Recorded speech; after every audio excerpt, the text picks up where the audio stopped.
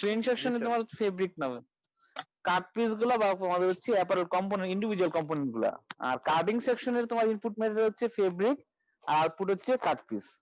প্রত্যেকটা জিনিসের একটা ইনপুট একটা আউটপুট আছে না? হ্যালো, জি স্যার। তো কাটিং সেকশনের ইনপুট কি? কাটিং এর ইনপুট হচ্ছে ফেব্রিক, হ্যাঁ, এর আউটপুট কি? আউটপুট হচ্ছে তোমার কাট পিস। এই কাট পিস গুলো সুইং সেকশনের ইনপুট, আউটপুট হচ্ছে কমপ্লিট অ্যাপারেল। বুঝতে পারছো? জি স্যার। হ্যালো, জি স্যার। তো হচ্ছে আমার এই কাটিং এর মেন উদ্দেশ্য হচ্ছে সুইং সেকশন ইনপুট প্রোভাইড করা, অর্থাৎ তোমার কাট পিস প্রোভাইড করা, যাতে আমার হচ্ছে কমপ্লিট অ্যাপারেল তৈরি করা যায়। আর কাটিং অ্যাকুরেট ওয়েতে কাটিং করা, ফেব্রিক ওয়েস্টেজ কমানো, অর্থাৎ তোমার হচ্ছে যদি আমি ইন্ডিভিজুয়াল লে থেকে কাটিং করি তাহলে আমার ফেব্রিক ওয়েস্টেজ অনেক বেশি হবে, হ্যাঁ, এই জন্য ফেব্রিক ওয়েস্টেজ কমানো, তারপর তোমার হচ্ছে ওই একসাথে বেশি সংখ্যক পিস কাটিং করা, এগুলো হচ্ছে অবজেক্টস। আর একটা খাতার মধ্যে লিখো যে রিকোয়ারমেন্ট অফ কাটিং অথবা quality control in cutting. Requirement অথবা কোয়ালিটি কন্ট্রোল অফ কাটিং, হ্যাঁ।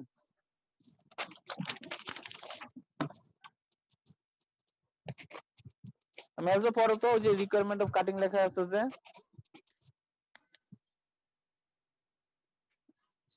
স্যার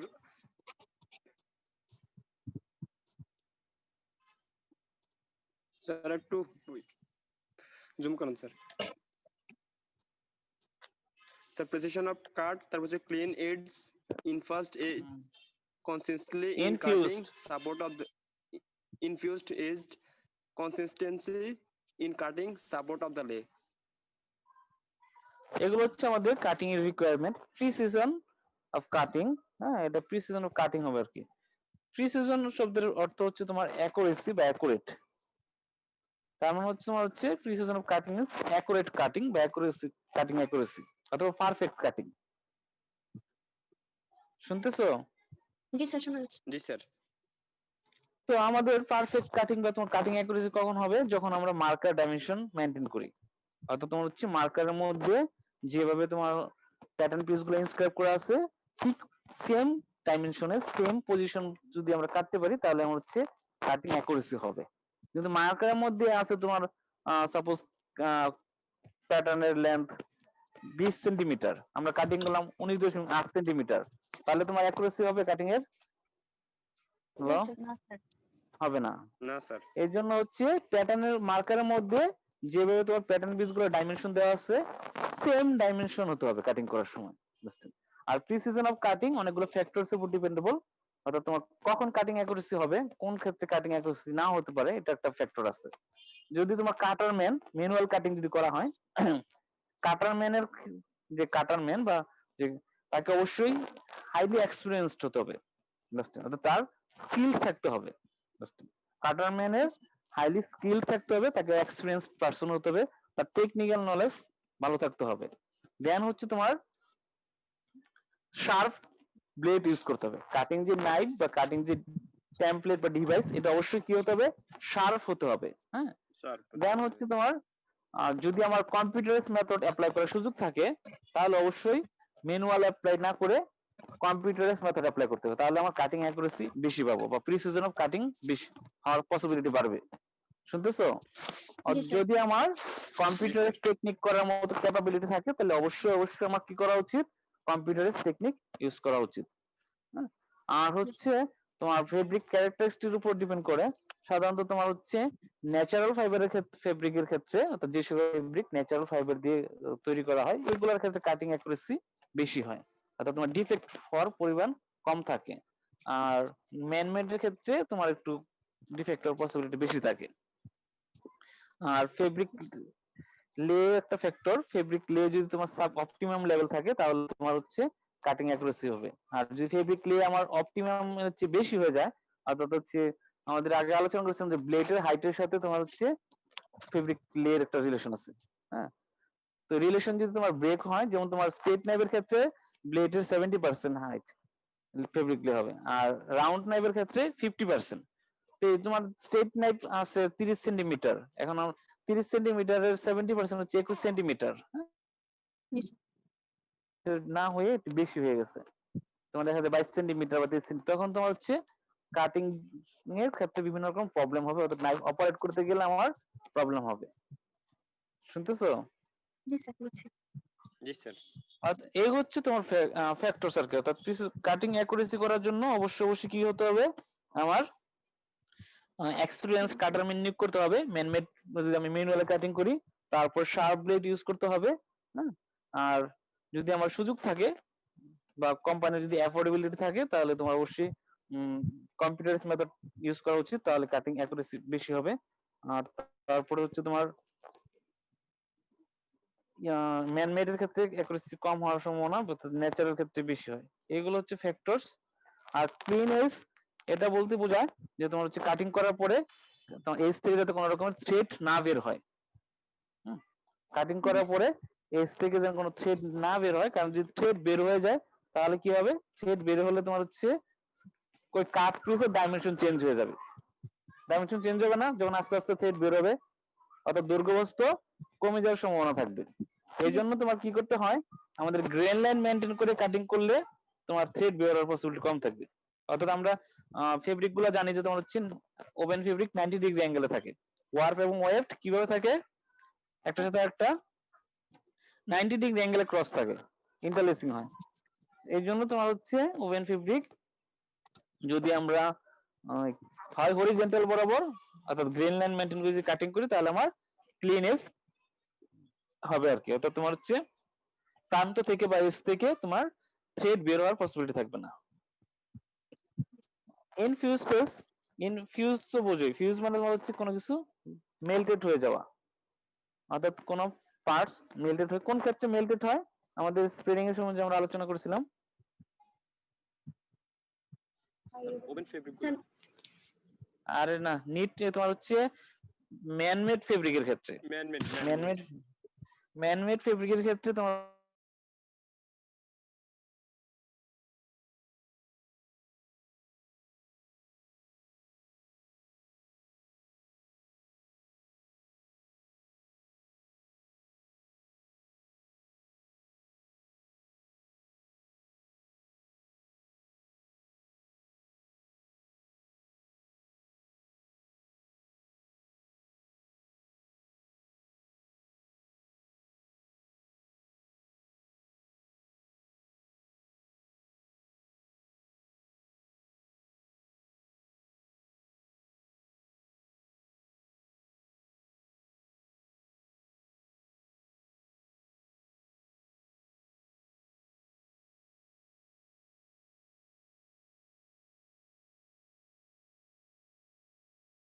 বেশি হইলে তোমার তাপ উৎপাদন বেশি হবে, তাপ উৎপাদন বেশি হলে তোমার হচ্ছে মেল্টেড হয়ে যাবে।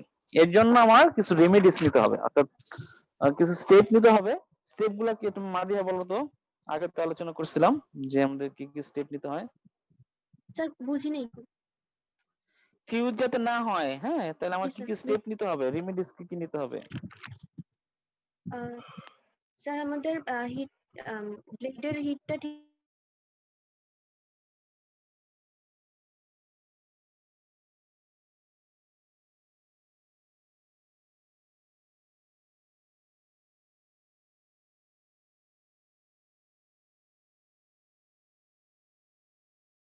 তাহলে কি হবে, তুমি একটা ফেব্রিকের সাথে আরেকটা ফেব্রিকের কন্টাক্ট থাকবে না। এটা এটা যদি সময় সাপেক্ষ এবং হচ্ছে এক্সপেন্সিভ, কারণ তোমার ফেব্রিক গুলো যখন আমরা স্প্রেডিং করি তখন তোমার দেখা যাচ্ছে 3 মিটার 4 মিটার 5 মিটার এরকম লেন্থ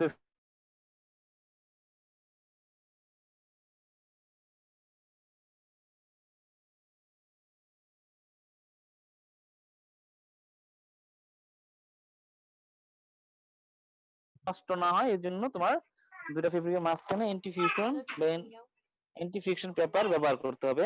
তারপর তোমার হচ্ছে hello sir anti friction paper যেটা, এটা কিরকম হয়, মানে কিরকম? এগুলা তোমার হচ্ছে ওই যে আমাদের মার্কার পেপার গুলো দেখছো না? জি স্যার।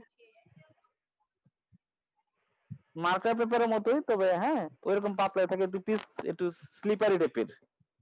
হ্যালো, মার্কার পেপার গুলো যেমন হচ্ছে একদম নিউজ প্রিন্ট কাগজ, আর ওইগুলো হচ্ছে তোমার হচ্ছে ওই টাইপেরই পাতলা, কিন্তু তোমার এগুলো একটু স্লিপারি থাকে আর কি, একটু পিচ্ছিল থাকে। হ্যাঁ, আর এগুলো তোমার হচ্ছে নর্মাল দোকানে পাওয়া যায় না, এগুলো তোমার যে জায়গায় অ্যাপারেল অ্যাক্সেসরিজ বিক্রি করে ওইসব জায়গাতে পাবে, কারণ এগুলো আমার মার্কারের মতোই তোমার রুল করা থাকে। মার্কারে যখন তোমার 30 কেজি 50 কেজি থাকে না, ওরকম মার্কারের মতোই রুল করা থাকে। তুমি যদি ইয়ার্ডে কিনতে যাও তাহলে কিন্তু তোমার অনেক লস হওয়ার বা অনেক লস হবে আর কি। এই জন্য তোমার এগুলো হচ্ছে ওয়েটে বিক্রি করা হয়। তারপর তোমার হচ্ছে ব্লেডের মধ্যে আমরা যে ব্লেড গুলো দেখতে পাচ্ছি, ব্লেডে অবশ্যই সিলিকন লুব্রিকেট ইউজ করতে হবে। অর্থাৎ হ্যাঁ, সিলিকন লুব্রিকেট দিলে তোমার যেটা হয় যে তোমার হচ্ছে ফ্রিকশন কম হয় আর কি।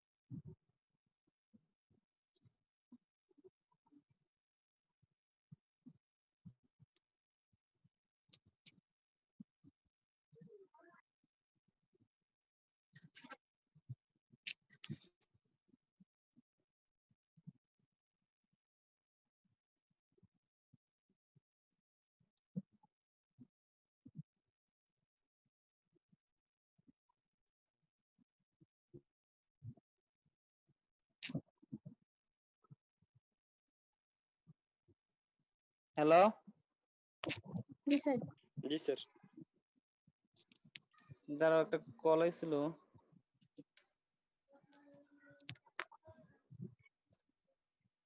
তো ফিউজিং তোমার হচ্ছে এন্টি ফিউশন পেপার ব্যবহার করতে হবে, সিলিকন লুব্রিকেটিং ইউজ করতে হবে। কি করতে হবে? তোমার ব্লেডের মধ্যে সিলিকন লুব্রিকেন্ট দিতে হবে। তারপরে আমার হচ্ছে প্লাই হাইট, এই যে নিচে একটা ইমেজ দেখা যাচ্ছে না? জি স্যার দেখাচ্ছি। আমার যে প্লাই হাইট হয়, এই প্লাই হাইট কমিয়ে দিতে হবে। অর্থাৎ তোমার যে আমরা যখন ফেব্রিক স্প্রেডিং করব, তোমার কম সংখ্যক ফেব্রিক স্প্রেডিং করতে হবে, যাতে হচ্ছে আমার ফ্রিকশন কম হয়। হ্যাঁ, তারপরে আমার ব্লেডের স্পিড কমাতে হবে। অর্থাৎ আমি যেই স্পিডে ব্লেড অপারেট করি, হয়তো আগে তোমার 1 মিনিটে আমি 2 মিটার কাটিং করতে পারতাম, তাহলে আমার হচ্ছে একটু কম কম স্পিডে কাটতে হবে। তাহলে যদি স্পিড কম হয় তাহলে অটোমেটিক্যালি ফ্রিকশন কম হবে। ফ্রিকশন কম হলে Yes, তোমার sir. হিট জেনারেট কম হবে, অর্থাৎ তোমার ফিউজ টন হবে না। এগুলো হচ্ছে তোমার রেমেডিস। আর এটা অবশ্যই ম্যান্ডেটরি, কারণ তোমার ফিউজ হয়ে গেলে তোমার কিন্তু ওই পার্ট ব্যবহার করা ডিফিকাল্ট হয়ে যাবে। এই জন্য অবশ্যই যাতে ইনফিউজড হয়, অর্থাৎ তোমার হচ্ছে কোনোভাবে যাতে তোমার এটা ওয়েস্টেজ না হয়, মেনটেন রাখতে হবে। কনসিস্টেন্সি ইন কাটিং, অর্থাৎ তোমার হচ্ছে যতগুলো তুমি কাটিং করবা সবগুলো যাতে একই রকম কোয়ালিটির হয়, বুঝা যাচ্ছে? কারণ একটা একরকম তোমার একটা লেতে মনে করো 120 পিস আছে, 120 পিসের মধ্যে তোমার দেখা যায় 90টা একরকম আর 30টা ভিন্ন রকম, তাই এটা কি তোমার কাটিং অ্যাকুরেসি থাকলো তোমার স্যার দেখা যায়। তো এই জন্য ফেব্রিকের তোমার হচ্ছে ধরন এক এক রকম। 100 পিস বা ফেব্রিকের ধরন, স্যার ফেব্রিকের বিভিন্ন টাইপের কনসিস্টেন্সি, হয়ে গেলে তাহলে সমস্যা হবে? হ্যাঁ একসাথে তো বিভিন্ন ফেব্রিক কাটিং করতে পারবো না, Yes. একই লেতে তো হ্যাঁ বিভিন্ন ফেব্রিক আমরা দিই না, একই ক্যাটাগরি ফেব্রিক গুলো দেওয়া হয়, তো কালার ভিন্ন হতে পারে। তোমার মনে করো তুমি যখন আমরা কাটিং করব ম্যানমেড গুলা একসাথে রাখতে হবে, ন্যাচারাল গুলো একসাথে রাখতে হবে, আবার হচ্ছে তোমার একই কনস্ট্রাকশন হতে হবে। যখন আমরা স্প্রেডিং করি তখন হচ্ছে একই কনস্ট্রাকশন ফেব্রিক স্প্রেডিং করতে হয়। কিছু তোমার ম্যানমেড কিছু ন্যাচারাল ওইভাবে লে তৈরি করা হয় না, কারণ ওই লেতে অনেক প্রবলেম হবে তাহলে, কারণ ম্যানমেডে দেখো না কত সমস্যা হয়। Yes, sir. তো আমার হচ্ছে কনসিস্টেন্ট কাটিং মানে সব যতগুলা কাটিং করবে একটা বান্ডেলের মধ্যে বা এর মধ্যে সবগুলার কোয়ালিটি সেম হতে হবে। আর এটা তোমার ডিপেন্ড করবে তোমার হচ্ছে আমার স্প্রেডিং এর যে রিকোয়ারমেন্ট গুলা এটা যদি অ্যাকুরেট থাকে তাহলে তোমার hello spreading Yes, sir. Requirement যদি তোমার যদি থাকে, যদি ফেব্রিক যদি ঠিক থাকে, হ্যাঁ এই বেসিক রিকোয়ারমেন্ট গুলো ঠিক থাকলে আমার কাটিং অ্যাকুরেসি বা কনসিস্টেন্সি হবে। পাশাপাশি তোমার হচ্ছে এই কনসিস্টেন্সি কাটিংটা এটা তোমার হচ্ছে প্রিসিশন অফ কাটিং এর একটা কন্ডিশন। অর্থাৎ তোমার অ্যাকুরেট কাটিং এর একটা কন্ডিশনও কিন্তু তোমার হচ্ছে কনসিস্টেন্সি ইন কাটিং। এই জন্য তোমাকে অবশ্যই কাটারমেন্ট এক্সপিরিয়েন্স থাকতে হবে, তারপর তোমার হচ্ছে স্প্রেডিং রিকোয়ারমেন্ট গুলো ঠিক থাকতে হবে, তারপর শার্প ব্লেড ইউজ করতে হবে, তাহলে তোমার হচ্ছে কনসিস্টেন্সি হবে। অর্থাৎ তোমার হচ্ছে যতগুলো একটা বান্ডেলে থাকে সবই একই ক্যাটাগরির হবে। তারপরে তোমার হচ্ছে সাপোর্ট অফ দ্য লে। সাপোর্ট অফ দ্য লে বলতে বোঝানো হয় যেই টেবিলের মধ্যে বা যে ডিভাইসের মধ্যে আমরা ফেব্রিক গুলা রেখে কাটিং করব, ওই ডিভাইসটা বা টেবিলটা যাতে তোমার ওই ফেব্রিকের লোডটাকে বিয়ার করতে পারে। এখন একটা টেবিলে মনে করো তুমি একটা 500 কেজি ফেব্রিক স্প্রেড করতেছো, দেখা যায় ফেব্রিকে 500 কেজির মতো লোড নেওয়ার মতো ক্যাপাসিটি নাই টেবিলে, তাহলে কাটিং করতে সমস্যা হবে না? Hello, Yes, sir. এর জন্য তোমার হচ্ছে কাটিং টেবিল অবশ্যই স্ট্রং হতে হবে যাতে তোমার আমাদের রিকোয়ার্ড লোডটা সে বিয়ার করতে পারে বা কন্ট্রোল করতে পারে। Yes, sir. এই যে একটু আছে, হ্যাঁ এটা স্ক্রিনশট নিয়ে রাখো, এই জায়গায় শুধু মেন পয়েন্ট গুলো লেখা আছে, হ্যাঁ তোমরা বই থেকে আরো ভালোভাবে দেখবা। Yes, sir. No, yes. আর হ্যাঁ মাঝে একটু পড়ো ওই যে প্রিসিশন অফ কাট, হ্যাঁ ওই যে ফ্যাক্টরস গুলো বলছিলাম না, Yes, sir. একটু পড়ো তো, ওই যে সাদা পেজটা ওইটাতে পড়ো, 15 নম্বর পেজে যেটা আছে।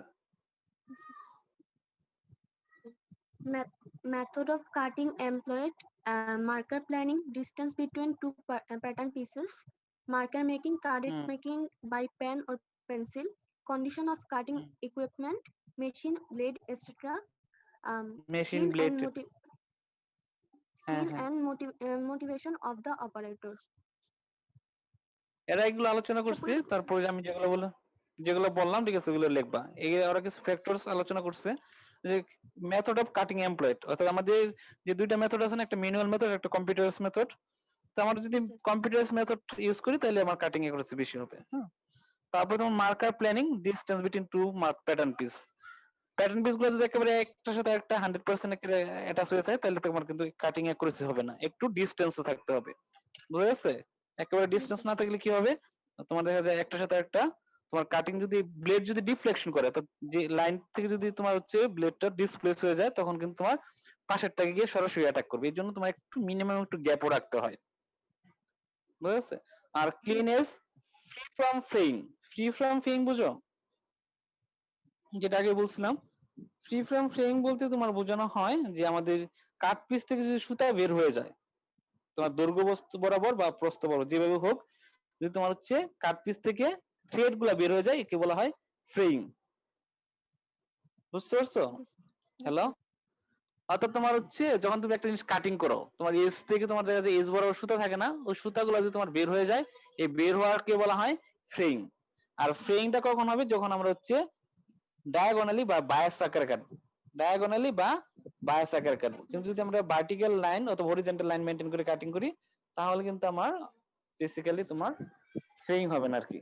এগুলো আর কি যা আলোচনা করলাম ওই জিনিসগুলো। স্যার এটা গ্রিন লাইন মেইনটেইন করলে হবে না মনে হয়। না, গ্রেন লাইন মেনটেন করলে এগুলো ফ্রেইংটা হয় না, বুঝেছে? আর যদি গ্রেন লাইন মেনটেন না করি তাহলে তোমার এই ফ্রেইংটা হয় আর কি। এখন হচ্ছে তোমার process flow chart of cutting বা তোমার হচ্ছে সিকোয়েন্স অফ কাটিং বা তোমার হচ্ছে কাটিং স্টেপস।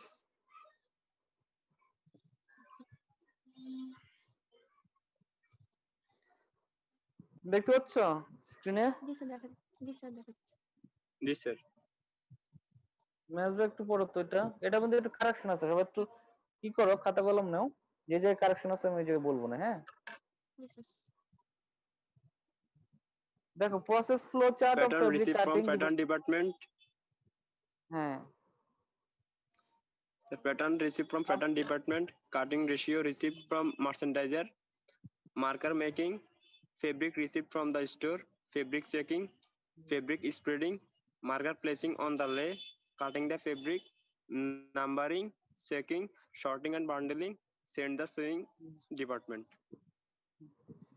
এই যে একটু তোমার pattern and marker receive from the pattern department বা সুইং স্যাম্পলস ডিপার্টমেন্ট। প্রথমটা হবে যে receive production patterns and marker from sewing department, sorry sample department অথবা তোমার হচ্ছে প্যাটার্ন ডিপার্টমেন্ট। লিখছো? স্যার এটা কোন জায়গায়? প্রথমেই লিখবা, ঠিক আছে? একটু ধীরে ধীরে বললে ভালো হয়। Received production pattern and markers. Received production pattern and marker from the pattern department বা sample department. হ্যাঁ, ফার্স্টে হবে, ফার্স্টে। ওইটার পরে হ্যাঁ হ্যাঁ হ্যাঁ, না প্রথমটাই লিখবা, প্রথমটা একটু ইয়ে হয়ে যাবে। শুধু প্যাটার্ন রিসিভ না, ঠিক আছে, লিখবা যে received production pattern and marker. Hello? জি স্যার। যেটা প্রথম আছে ওটা একটু কারেকশন হবে, হ্যাঁ? Received production pattern and marker from the cut section অথবা তোমার হচ্ছে প্যাটার্ন সেক্স ডিপার্টমেন্ট অথবা তোমার হচ্ছে সুইং স্যাম্পল ডিপার্টমেন্ট। কোন জায়গা থেকে? এটা তোমার স্যাম্পল ডিপার্টমেন্ট তোমার বলতে পারো, অথবা প্যাটার্ন ডিপার্টমেন্ট বলতে পারো বা ক্যাট সেকশন থেকে বলতে পারো। যেহেতু তোমার আমাদের প্যাটার্ন গুলো এবং হচ্ছে মার্কারটা তৈরি করে তোমার হচ্ছে স্যাম্পল সেকশন, বুঝতে পারছো? প্যাটার্ন গুলো মার্কার গুলো তৈরি করে বেসিক্যালি আমাদের স্যাম্পল সেকশন, এই জন্য তোমার আলাদাভাবে প্যাটার্ন বা মার্কার তৈরি করার প্রয়োজন হয় না। তো যারা কাটিং করবে ওই কাটিং এর যে হেড থাকে অর্থাৎ তোমার যে ম্যানেজার বা জিএম টিএম যে থাকুক না, একজন তো মেন পার্সন থাকে, সে কি করবে তার লোকজন দিয়ে তোমার কাটিং করার জন্য যেই স্টাইলটা কাটিং করবে ওই স্টাইলটাও রাখবে। যেই স্টাইলটা কাটিং করবে অর্থাৎ যেই স্টাইলের জন্য তোমার কি করবে কাটিং করবে, মানে টি শার্ট পলো শার্ট যেটা ওই স্যাম্পলটা সে, এই যে আমাদের কাউন্টার স্যাম্পল বলছিলাম না? হ্যালো? জি স্যার। কাউন্টার স্যাম্পল কাকে বলে?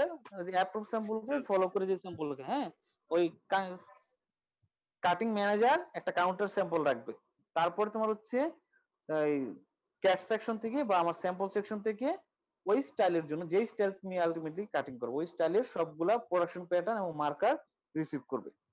তারপরে হচ্ছে cutting ratio receive from the merchandiser.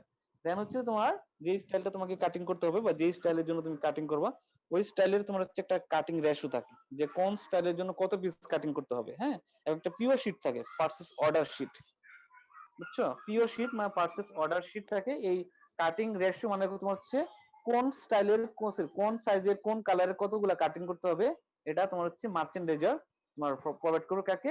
Cutting সেকশনকে। এবং হচ্ছে একটা পিওর শিট বা পারচেজ অর্ডার শিটও তোমার প্রোভাইড করবে, বুঝছো? জি স্যার।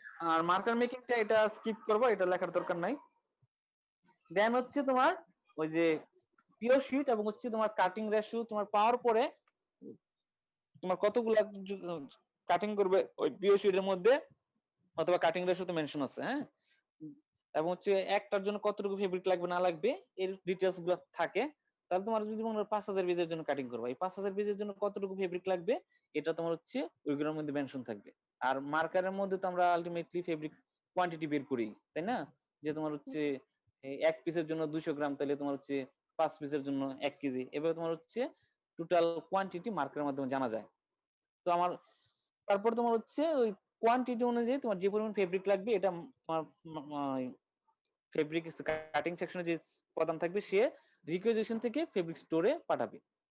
ফেব্রিক স্টোর থেকে ওই রিকুইজিশন অনুযায়ী তোমার কি করবে, ফেব্রিক রিসিভ করবে। বুঝতে পারছো? তোমার 5000 পিস বা যত তোমার কোয়ান্টিটি যা আছে ওই কোয়ান্টিটি তৈরি করার জন্য তোমার রিকোয়ার্ড অ্যামাউন্ট অফ ফেব্রিক তোমার কাটিং ম্যানেজার বা কাটিং মেইন পারসন স্টোর থেকে রিসিভ করবে। রিসিভ করার পরে যেহেতু এগুলো ফিনিশ ফেব্রিক, এগুলো তোমার হচ্ছে সে আবার একটু চেক করবে, আর যদি চেক করা না থাকে, আর যদি চেক করা থাকে তাহলে চেকিং এর রিপোর্টটা নেবে। আর আমরা ফিনিশ ফেব্রিক চেক করার জন্য তোমার বিভিন্ন মেথড আছে, 4 পয়েন্ট মেথড বা ইন্সপেকশন সিস্টেম থাকে। বুঝতে পারছো? 4 পয়েন্ট ইন্সপেকশন সিস্টেম থাকে, ওই ইন্সপেকশন রিপোর্টটা নিবে। অর্থাৎ বায়ার যে এই ফেব্রিকটা তোমার অ্যাপ্রুভাল করছে বা ইউজ করা যাবে একটা রিপোর্ট থাকে বা বায়ার অ্যাপ্রুভাল লেটার থাকে, ওই অ্যাপ্রুভাল লেটারটা সে কালেক্ট করবে। বুঝা গেছে? কারণ দেখা যায় বায়ার রিজেক্ট করছে এরকম ফেব্রিক যদি তুমি নিয়ে আসো এবং যদি কাটিং করো তাহলে তো আবার সমস্যা। এর জন্য অবশ্যই কি করতে হবে, ফেব্রিক রিসিভ করে তোমার ফেব্রিক যে তোমার ওরা আগে ইন্সপেকশন করছে ইন্সপেকশন রিপোর্ট সাথে রাখতে হবে পরবর্তী স্টেপের জন্য, অথবা তোমার কাটিং সেকশনের লোকজন ফেব্রিকটা আবার ইন্সপেকশন করবে যাতে তোমার কোনো ফল্ট না থাকে।